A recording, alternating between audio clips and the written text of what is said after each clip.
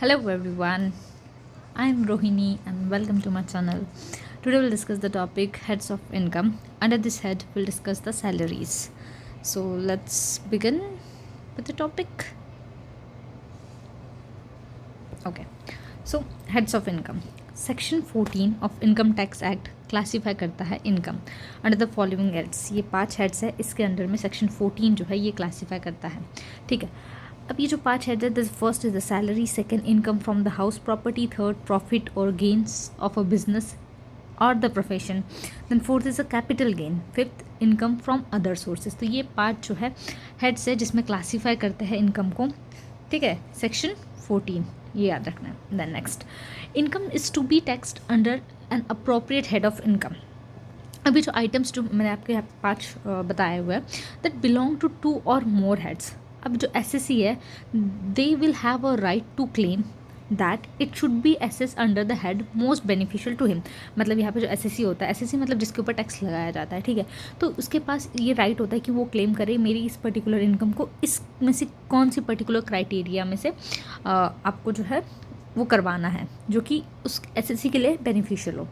अब जो ये अलग अलग जो हेड्स बताए हैं 5, ये स्पेसिफाई किए हुए हैं सेक्शन 14 में that are a mutually exhaustive one. अब इसका मतलब क्या होता है कि जो एसएससी है दे have to pay a tax not by a reference to the income under any particular head, but किस चीज़ पे उन्हें देनी होती है. ऐसा नहीं होता है कि इस पे अलग दे रहे वो इस पे अलग नहीं, एक पर्टिकुलर टोटल जो टोटल इनकम है उसमें से उन्हें जो है वो टैक्स देना पड़ता है which is an aggregate of a income and और loss under all the heads taken together. तो इंडिविजुअल नहीं लिया जाता, ये सारे जो है वो हेड्स साथ में लेके फिर टोटल इनकम पे टैक्स लिया जाता है. ठीक है, अब they are but it is subject to certain exception. अब वो एक्सेप्शन क्या है, यहाँ पे जो एक्सप्रेशन यूज़ किया है हमने, sorry, the heads of income, जो हेड्स ऑफ इनकम है और जो सोर्स ऑफ इनकम है, ये जो दोनों एक्सप्रेशन यूज़ किए हमने, they do not have the same meaning. कभी कभी हमें लगा हो सकता है हेड्स ऑफ इनकम और सोर्स ऑफ इनकम सेम हो ना, बट जो सोर्स ऑफ इनकम मतलब होता है कि इनकम जहाँ से आपकी ओरिजिनेट हो रही है. ठीक है, वो एक या कहीं सोर्सेज आपके एक या एक से ज़्यादा भी हो सकते हैं. ठीक है, for the same head of income. अब सेक्शन 14A की बात अगर हम करें तो ये बताता है the purpose of computing a total income, ताकि कोई भी no deduction shall be allowed in respect of expenditure which is incurred by the SSC in the relation to the income which does not from the part of the total income. मतलब कि कोई भी ऐसा deduction ना हो कि भाई जो इस पर्टिकुलर पार्ट में जो है वो फिक्स नहीं हो रहा है. ठीक है, then income chargeable under the head salaries. तो ऐसी कौन कौन सी इनकम है जो कि हम लोग चार्ज करेंगे अंडर दिस सैलरी वाले हेड में. तो एक आती है सबसे पहले salary due, then second is a advance salary and third is the arrears of a salary. अब सैलरी ड्यू मतलब salary which is due from a present or a farmer employer.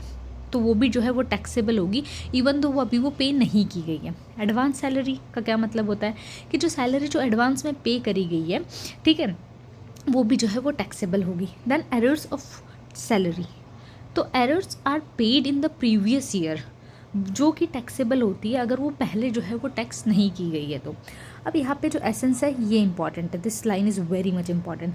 Salary जो है टैक्सेबल है when due received which ever is earlier, या तो वो due हो या रिसीव हुई हो, इसमें से जो भी पहले हो ना उसके बेसिस पे जो है सैलरी टैक्सेबल होगी. क्लियर. अब आता है एक्सप्लेनेशन 1 टू सेक्शन 15. सेक्शन 15 का फर्स्ट एक्सप्लेनेशन ये प्रोवाइड करता है कि अगर सैलरी जो है ऑलरेडी टैक्स की गई है एक बार और फिर एडवांस में पे कर दी तो उसके बाद फिर लेटर ऑन आप टैक्स नहीं कर सकते हो, मतलब एक ही बार टैक्स होगी. ठीक है, एक ही बार आपको टैक्स देना पड़ेगा.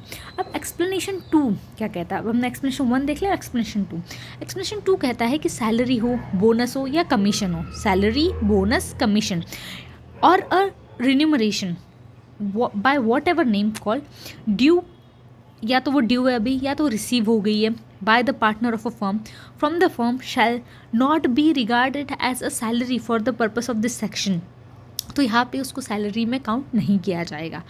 अब for charging the income under the head salary, अगर किसी कोई भी इनकम को आपको जो है सैलरी वाला हेड के अंदर लाना है तो देयर मस्ट, द वर्ड याद रखना, यहाँ पे मस्ट है, there must exist a relationship of a employer and employee का रिलेशनशिप, या पेयर और पेई का रिलेशनशिप होना चाहिए।